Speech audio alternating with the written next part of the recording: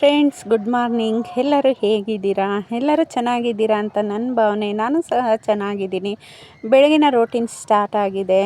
ಬೆಳಗ್ಗೆ ಎದ್ದಿದ ತಕ್ಷಣವೇ ಹೊಸ್ದಲ್ಲಿ ನೀರು ಹಾಕಿ ಆಮೇಲೆ ನಾನು ಫಸ್ಟು ದೇವ್ರಿಗೆ ಪೂಜೆ ಮಾಡಿ ನಮಸ್ಕಾರ ಹಾಕಿನೇ ನನ್ನ ಬೆಳಗಿನ ದಿನಚರಿ ಸ್ಟಾರ್ಟ್ ಆಗುತ್ತೆ ಅಂತಲೇ ಹೇಳ್ಬೋದು. ಮನೆ ನಾನು ಕ್ಲೀನ್ ಮಾಡಿಲ್ಲ ಅಂದರೂ ಮೊದಲಿಗೆ ಹೊಸ್ಲಿಗೆ ನೀರು ಹಾಕಿ ದೀಪ ಹಚ್ಚಿಸಿ ಆಮೇಲೆ ಬೇರೆ ಕೆಲಸಗಳನ್ನು ಮಾಡ್ಕೊಳ್ತೀನಿ.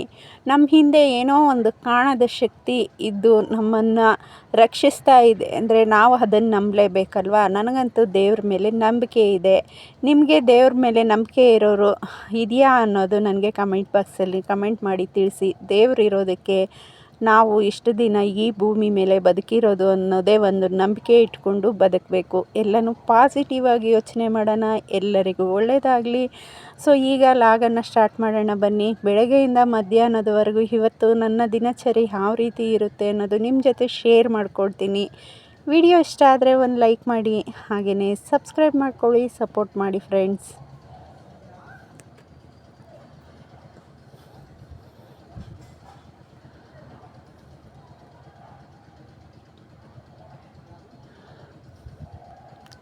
ಬೆಳಗ್ಗೆ ಬ್ರೇಕ್ಫಾಸ್ಟ್ಗೆ ಮಿಲೆಟ್ ಗಂಜಿ ಪೌಡರನ್ನು ಮಾಡಿಟ್ಕೊಂಡಿದ್ದೀನಿ. ನನಗೇನಾದರೂ ಲೈಟಾಗಿ ಬ್ರೇಕ್ಫಾಸ್ಟು ತಿನ್ನಬೇಕನ್ನಿಸ್ದಾಗ ಈ ಮಿಲೆಟ್ ಗಂಜಿಯನ್ನು ಮಾಡ್ಕೊಳ್ತೀನಿ.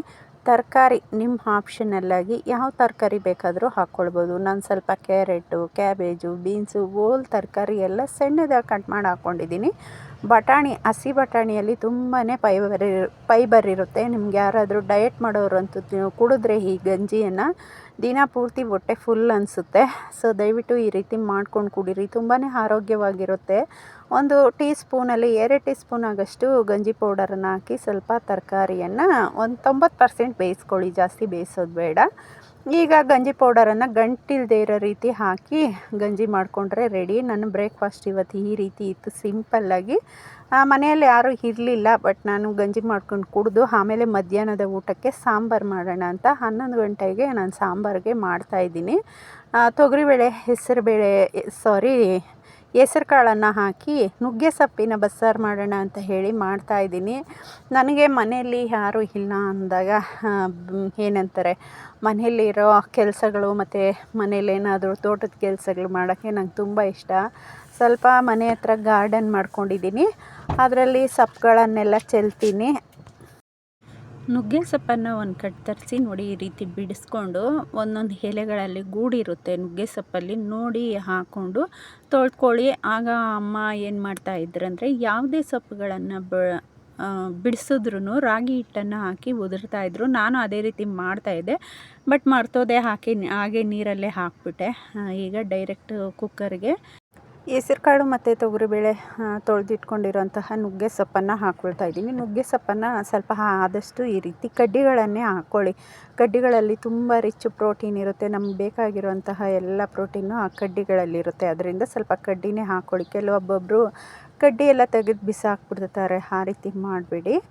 ರುಚಿಗೆ ಬೇಕಾಗಿರೋಷ್ಟು ಉಪ್ಪು, ಸ್ವಲ್ಪ ನೀರನ್ನು ಹಾಕಿ ಒಂದು 4 ವಿಷಲ್ ಬರ್ಸ್ಕೊಳ್ಳೋಣ ಕುಕ್ಕರಲ್ಲಿ. ಕೆಲವರು ಓಪನ್ ಪಾತ್ರೆಯಲ್ಲೂ ಮಾಡ್ಕೊಳ್ತಾರೆ, ಬಟ್ ಟೈಮ್ ಸೇವ್ ಆಗುತ್ತೆ, ಗ್ಯಾಸು ಸಹ ಸೇವ್ ಆಗುತ್ತೆ ನಾವು ಈ ರೀತಿ ಮಾಡಿಕೊಂಡ್ರೆ. ಸಾಂಬಾರಿಗೆ ಸೊಪ್ಪು ಬೇಯೋ ಅಷ್ಟರಲ್ಲಿ ಸಾಂಬಾರಿಗೆ ಬೇಕಾಗಿರುವಂತಹ ಈರುಳ್ಳಿ, ಬೆಳ್ಳುಳ್ಳಿ ಎಲ್ಲ ಬಿಡಿಸಿಟ್ಕೊಳ್ತಾ ಇದ್ದೀನಿ. ನಾನು ಯಾವುದೇ ಬಸ್ಸಾರುಗಳಿಗೆ ಅಷ್ಟೇ ಹಸಿ ಈರುಳ್ಳಿ, ಬೆಳ್ಳುಳ್ಳಿಯನ್ನೇ ಬಳಸಿ ನಾನು ಮಾಡ್ತೀನಿ. ಕೆಲವರು ಏನಂತಾರೆ, ಎಣ್ಣೆಯಲ್ಲೂ ಫ್ರೈ ಮಾಡಿಕೊಂಡು ಮಾಡ್ತಾರೆ, ಅದು ನಾಟಿ ಸ್ಟೈಲ್ ಬರಲ್ಲ. ಇಲ್ಲ ಅಂದರೆ ಸ್ವಲ್ಪ ಸುಟ್ಕೊಳ್ತಾರಲ್ವ, ಒಲೆಯಲ್ಲಿ ಸುಟ್ಟಿನೂ ಹಾಕ್ತಾರೆ. ಅಮ್ಮ ಎಲ್ಲ ಹಾಗೆ ಮಾಡ್ತಾಯಿದ್ದಿದ್ದು. ಇಲ್ಲ, ಅಮ್ಮ ಡೈರೆಕ್ಟಾಗಿ ಹಾಗೆ ಹಸಿದೇ ಹಾಕ್ಬಿಡ್ತಾಯಿದ್ರು. ನಮ್ಮ ಅಮ್ಮನಿಂದ ಕಲ್ತಿದ್ದು ಬಸ್ಸಾರಿದು ಅಂತಲೇ ಹೇಳ್ಬೋದು. ನೋಡಿ, ಹದವಾಗಿ ಕಾಳು ಮತ್ತು ತೊಗರಿಬೇಳೆ ಬೆಂದಿದೆ. ಕಡ್ಡಿ ನೋಡ್ತಾ ಇದ್ದೀರಲ್ವ, ಅಷ್ಟು ಮಾತ್ರ ಕಡ್ಡಿ ಇರಲಿ ಹಾಕ್ಕೊಳ್ಳಿ. ಸ್ವಲ್ಪ ಸಪ್ರೇಟಾಗಿ ಖಾರಕ್ಕೆ ತೆಗೆದಿಟ್ಕೊಳ್ಳೋಣ. ಒಂದು 2 ದಪ್ಪ ಈರುಳ್ಳಿ, 1 ಬೆಳ್ಳುಳ್ಳಿ, ಹಾಗೆ ಸ್ವಲ್ಪ ಕಾಯಿ ತುರಿ ಹಾಕ್ಕೊಳ್ಳಿ, ಜಾಸ್ತಿ ಹಾಕಬೇಡಿ, ಬಸ್ಸಾರು ಟೇಸ್ಟ್ ಹೋಗ್ಬಿಡುತ್ತೆ. ಇಲ್ಲ ಹಾಕಿಲ್ಲ ಅಂದರೂ ಪರವಾಗಿಲ್ಲ.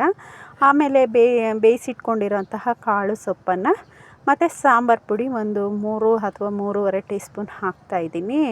ಸ್ವಲ್ಪ ಒಂದು ಲಿಂಬೆ ಗಾತ್ರದ ಹುಣಸೆ ಹಣ್ಣನ್ನು ಹಾಕ್ಕೊಳ್ತಾ ಇದ್ದೀನಿ. ಕೆಲವರು ಹುಣಸೆ ಹಣ್ಣು ಇಷ್ಟಪಡಲ್ಲ, ಸ್ವಲ್ಪ ಟೊಮೊಟೊವನ್ನು ಹಾಕ್ಕೊಳ್ಬೋದು. ನುಣ್ಣಗೆ ರುಬ್ಕೊಳ್ಳೋಣ. ಸ್ವಲ್ಪ ಸಾಂಬಾರು ಕ್ವಾಂಟಿಟಿ ನಾನು ಜಾಸ್ತಿನೇ ಮಾಡ್ತಾಯಿದ್ದೀನಿ. ಬಸ್ಸಾರು ಅಂದರೆ ಸ್ವಲ್ಪ ಜಾಸ್ತಿನೇ ಮಾಡ್ತೀನಿ. ನೋಡಿ ಈ ರೀತಿ ರುಬ್ಕೊಂಡಿದ್ದ ನಂತರ ಕೊನೆಯದಾಗಿ ಕೊತ್ತಂಬರಿ ಸೊಪ್ಪು ಹಾಕಿ, ಸ್ವಲ್ಪ ಕೊತ್ತಂಬರಿ ಸೊಪ್ಪು ಕಡ್ಡಿ ಇರೋದೇ ಹಾಕಿ ರುಚಿ ಚೆನ್ನಾಗಿರುತ್ತೆ. ಆ ಕೊತ್ತಂಬರಿ ಸೊಪ್ಪು ಹಾಕಿದ ತಕ್ಷಣ ತರಿತರಿಯಾಗಿ ರುಬ್ಕೊಳ್ಳಿ. ಅದು ನಾವು ತಿನ್ನಬೇಕಾದ್ರೆ ಸಪ್ಪಾಗಿ ಕಾಣಿಸ್ಬೇಕು. ಬಸ್ಸಾರಲ್ಲಿ ಎಲೆಗಳು ಇದು ಕೊತ್ತಂಬರಿ ಸೊಪ್ಪು ಎಲೆಗಳು ಆ ಥರ ರುಬ್ಕೊಳ್ಳಿ. ಈಗ ಇದನ್ನು ಸಹ ಸೊಪ್ಪನ್ನು ಬಸ್ಕೊಳ್ತಾ ಇದ್ದೀನಿ. ಬಸ್ಬಿಟ್ಟು ಸ್ವಲ್ಪ ನೀರು ಸೋರೋ ಅಷ್ಟರಲ್ಲಿ ಒಗ್ಗರಣೆಗೆ ರೆಡಿ ಮಾಡ್ಕೊಳ್ಳೋಣ. ಪಾತ್ರೆ ಇಟ್ಕೊಂಡು ಎಣ್ಣೆ, ಬೆಳ್ಳುಳ್ಳಿಯನ್ನು ಸ್ವಲ್ಪ ಜಾಸ್ತಿ ಈ ರೀತಿ ಹೆಚ್ಚಿನೇ ಹಾಕ್ಕೊಳ್ಳಿ. ಬೆಳ್ಳುಳ್ಳಿ ಹಾಕೋದ್ರಿಂದ ಸೊಪ್ಪು ಟೇಸ್ಟು ಚೆನ್ನಾಗಿರುತ್ತೆ.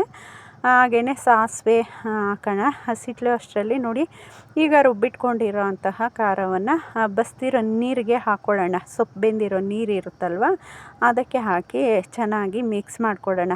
ಮಿಕ್ಸಿ ಜಾರನ್ನೆಲ್ಲ ಚೆನ್ನಾಗಿ ತೊಳೆದು ಸೇರಿಸ್ಕೊಳ್ಳೋಣ. ಬಸ್ಸಾರು ಅಂದರೆ ನಮ್ಮ ಮನೆಯಲ್ಲಿ ಸ್ವಲ್ಪ ನೀರು ಥರನೇ ಇರುತ್ತೆ.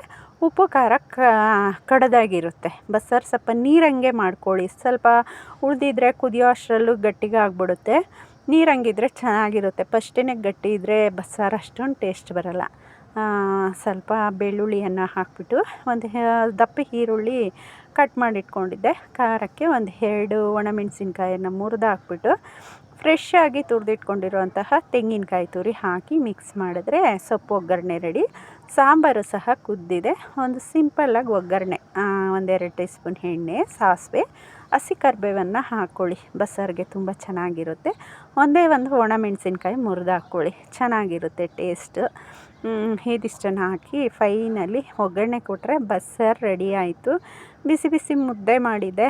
ಹಳ್ಳಿ ಸ್ಟೈಲಲ್ಲಿ ಅಮ್ಮ ಏನು ಮಾಡ್ತಾಯಿದ್ರು ಅಂದರೆ ಮುದ್ದೆ ಮಾಡಿಬಿಟ್ಟು ಈ ರೀತಿ ಸಣ್ಣದೊಂದು ಮುದ್ದೆಗೆ ಬಸ್ಸಾರು ಹಾಕಿ ಕಟ್ಟೆ ಥರ ಮಾಡಿಬಿಟ್ಟು ಕೊಡ್ತಾಯಿದ್ರು.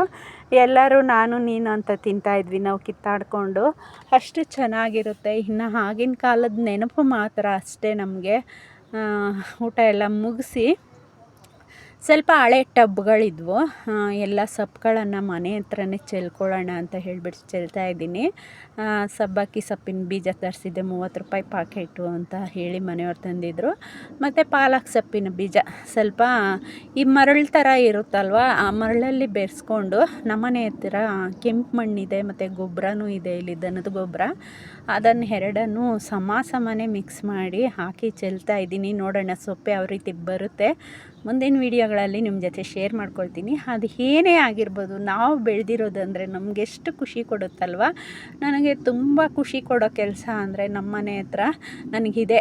ಏನೇ ಒಂದು ಬೇಜಾರಾದಾಗ ಮನಸ್ಸಿಗೆ, ನಾವು ಮನುಷ್ಯರೇ ಅಲ್ವಾ, ಏನೋ ಒಂದು ಬೇಜಾರಾದಾಗ, ಟೆನ್ಷನ್ ಆದಾಗ ನಾನು ಮನೆಯಿಂದ ಹೋಗಿ ಗಿಡಗಳನ್ನೆಲ್ಲ ನೋಡಿಕೊಂಡು ಅವು ಏನೋ ನಮ್ಮ ಜೊತೆ ಮಾತಾಡೋ ಥರ ಇರುತ್ತೆ. ಏನೇ ಒಂದು ಟೆನ್ಷನ್ ಇದ್ದರೂ ನಮಗೆ ಕಮ್ಮಿ ಆಗುತ್ತೆ. ಅದಕ್ಕೆ ಸ್ವಲ್ಪ ಫ್ರೀ ಇದ್ದಾಗ ಈ ರೀತಿ ಕೆಲಸಗಳನ್ನು ಮಾಡ್ಕೊಳ್ತೀನಿ. ಮಧ್ಯಾಹ್ನ ಫಸ್ಟು ನಿದ್ದೆ ಮಾಡ್ತಾಯಿದ್ದೆ, ಈಗ ನಿದ್ದೆ ಮಾಡೋದೆಲ್ಲ ಬಿಟ್ಬಿಟ್ಟಿದ್ದೀನಿ. ಈ ರೀತಿ ಸೊಪ್ಪುಗಳು ಚೆಲ್ಕೊಳ್ಳೋದು ಮತ್ತು ಹೂವು ಗಿಡಗಳಿಡೋದು, ಅದ್ರ ಜೊತೆ ಅದಕ್ಕೆ ನೀರು ಹಾಕೋದು, ಏನೋ ಸ್ವಲ್ಪ ಕೆಲಸಗಳನ್ನು ಮಾಡ್ಕೊಳ್ತಾ ಇರ್ತೀನಿ. ನಮ್ಮನ್ನು ನಾವು ಬ್ಯುಸಿಯಾಗಿ ಇಟ್ಕೋಬೇಕಷ್ಟೆ. ನಾವು ಎಷ್ಟು ನೆಮ್ಮದಿ ಬೇಕೋ ಅಷ್ಟು ನೆಮ್ಮದಿಯನ್ನು ನಾವು ಇಟ್ಕೊಬೇಕು. ಬೇರೆಯವ್ರು ಯಾರೂ ನಮಗೆ ನೆಮ್ಮದಿ ಕೊಡೋದಿಲ್ಲ. ನಮ್ಮ ನೆಮ್ಮದಿಯನ್ನು ನಾವೇ ಹುಡ್ಕೊಳ್ಬೇಕು ಈ ರೀತಿ ಕೆಲಸಗಳಲ್ಲಿ. ಆಮೇಲೆ ಈ ರೀತಿ ಮಾಡಿದಾಗ, ಏನೋ ಒಂದು ಸೊಪ್ಪು ಬಂದಾಗ ಇಲ್ಲ ಒಂದು ಹೂ ಬಿಟ್ಟಾಗ ನಮ್ಗೆ ಎಷ್ಟು ಖುಷಿ ಆಗುತ್ತಲ್ವ. ಈ ಥರ ಹೊಡೆದಿರೋ ಪಾಟ್ಗಳು ಮತ್ತು ಬಕೆಟ್ಗಳು ಬಿಸಾಕಲಿಕ್ಕೆ ಹೋಗಬೇಡಿ. ಟಬ್ಗಳು ಎಲ್ಲ ಈ ರೀತಿ ಮನೆ ಹತ್ರ ಜಾಗ ಇದ್ದರೆ ಮಾಡ್ಕೊಳ್ಳಿ. ನಿಮ್ಮದೇ ಆಗಿರೋ ಅಂಥ ಒಂದು ಖುಷಿ ಕೊಡೋ ಕೆಲಸ ಅಂತಲೇ ಹೇಳ್ಬೋದು ಇದು. ಒಂದು ಲೇಯರ್ ಈ ರೀತಿ ಸೊಪ್ಪಿನ ಬೀಜ ಹಾಕಿ, ಆಮೇಲೆ ನಾನು ಸುಮ್ಮನೆ ತೆಳ್ಳಗೆ ಮಣ್ಣನ್ನು ಹಾಕ್ಕೊಂಡು ಉಗುರ್ತೆ ಅವ ನೀರು ಹಾಕ್ಕೊಳ್ರಿ ಸಾಕು. ಫಸ್ಟ್ನೇ ಟೈಮು ಒಂದು 2 ದಿವಸ ಒಂದು ತಡೆಯುತ್ತೆ. ನಾನು ಹೀಗೆ ನೀರು ಹಾಕೋದು ಉಗುರ್ತೆ ಅಮ್ಮ. ಆಮೇಲೆ ನೋಡಿ ನೀರನ್ನು ಹಾಕ್ಕೊಳ್ಳಿ. ಈ ಸೊಪ್ಪು ಯಾವ ರೀತಿ ಬೆಳೆಯುತ್ತೆ ಅನ್ನೋದು ನಿಮ್ಮ ಜೊತೆ ನಾನು ಶೇರ್ ಮಾಡ್ಕೊಳ್ತಾ ಹೋಗ್ತೀನಿ. ಯಾರ ಮನೆ ಹತ್ರ ಎಲ್ಲ ಈ ರೀತಿ ಸೊಪ್ಪುಗಳು ಮತ್ತು ಗಿಡಗಳನ್ನು ಇಟ್ಟಿದ್ದೀರಾ ನನಗೆ ಕಮೆಂಟ್ ಬಾಕ್ಸಲ್ಲಿ ಕಮೆಂಟ್ ಮಾಡಿ ತಿಳಿಸಿ ದಯವಿಟ್ಟು. ಅದರಲ್ಲಿ ಇರೋ ಅಂಥ ಖುಷಿ ನಾವು ಎಲ್ಲೇ ಹೋದರೂ ಎಷ್ಟು ದುಡ್ಡು ಖರ್ಚು ಮಾಡಿದ್ರು ಈ ನೆಮ್ಮದಿ ಬರೋದಿಲ್ಲ. ಈ ರೀತಿ ಕೆಲಸಗಳನ್ನು ಇಟ್ಕೊಳ್ಳಿ. ನಮಗೆ ನಾವು ಬ್ಯುಸಿಯಾಗಿರೋದನ್ನು ನಾವು ಇಟ್ಕೊಬೇಕು ಯಾವಾಗಲೂ ಜೀವನದಲ್ಲಿ. ಆಮೇಲೆ ಇನ್ನೂ ಸ್ವಲ್ಪ ಮಿಕ್ಸ್ ಮಾಡಿದ್ದಿದ್ದು ಸೊಪ್ಪಿನ ಬೀಜ ಉಳಿದಿತ್ತು. ಯಾಕೆ ವೇಸ್ಟ್ ಆಗುತ್ತೆ ಅಂತ ಒಂದು ಕವರಲ್ಲಿ ಮಣ್ಣು ತುಂಬಿದೆ, ಅದರಲ್ಲಿ ಹಾಕಿದೆ. ನೋಡಿ ಲಾಸ್ಟ್ ಟೈಮು ಮೆಂತ್ಯ ಹಾಕಿದ್ದೆ. ಒಂದು ತಿಂಗಳಾಯ್ತು ಅಷ್ಟೇ ಹಾಕಿ. ನೋಡಿ ಎಷ್ಟು ಚೆನ್ನಾಗಿ ಬಂದಿದೆ. ಆ ಗ್ರೀನರಿ ನೋಡಿ ಎಷ್ಟು ಚೆನ್ನಾಗಿದೆ. ಅದು ಒಂದು ಪ್ಲಾಸ್ಟಿಕ್ ಬಟ್ಲು ಒಡೆದಿರೋದಿತ್ತು, ಅದರಲ್ಲಿ ಹಾಕಿದ್ದೆ. ತುಂಬ ಚೆನ್ನಾಗಿ ಬಂದಿತ್ತು. ಇನ್ನೂ ಸ್ವಲ್ಪ ದೊಡ್ಡದಾಗಿ ಬೆಳೀಲಿ, ಕಟ್ ಮಾಡಲಿಲ್ಲ. ನೋಡೋಕ್ಕೆ ಒಂದು ಖುಷಿ ಆಗುತ್ತೆ.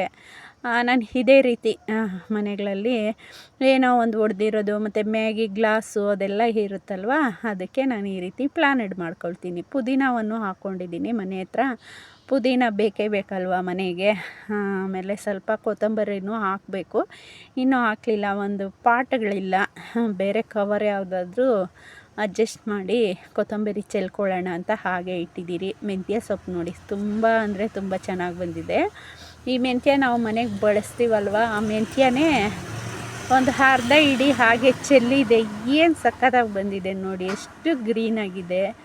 ಇಷ್ಟು ನಮಗೆ ಖುಷಿ ಕೊಡೋ ಅಂಥ ಕೆಲಸಗಳನ್ನು ನಾವು ಮಾಡಿಕೊಂಡ್ರೆ ಯಾವುದೇ ರೀತಿ ಟೆನ್ಷನ್ ಇಲ್ಲದೆ ಇರ್ಬೋದು. ನೋಡಿ, ಒಂದು ದೊಡ್ಡ ಬಕೆಟಲ್ಲಿ ಒಂದು ದಂಟಿನ ಬೀಜ, ಇನ್ನೊಂದು ಪಾಲಕ್ ಮತ್ತು ಸಬ್ಬಕ್ಕಿಯನ್ನು ಹಾಕ್ಕೊಂಡಿದ್ದೀನಿ. ಇದು ಬರೀ ದಂಟಿನ ಬೀಜನೇ ಹಾಕಿದ್ದೀನಿ. ಒಂದರಲ್ಲಿ ಬರೀ ಸಪ್ರೇಟಾಗಿ ದಂಟಿನ ಬೀಜ, ಇದರಲ್ಲಿ ಮಾತ್ರ ಸಬ್ಬಕ್ಕಿ ಪಾಲಕ್ ಹಾಕಿದ್ದೀನಿ. ರೋಸ್ ಗಿಡಗಳು ಮತ್ತು ತೊಗರಿ ಉಣಿದ್ದೀನಿ.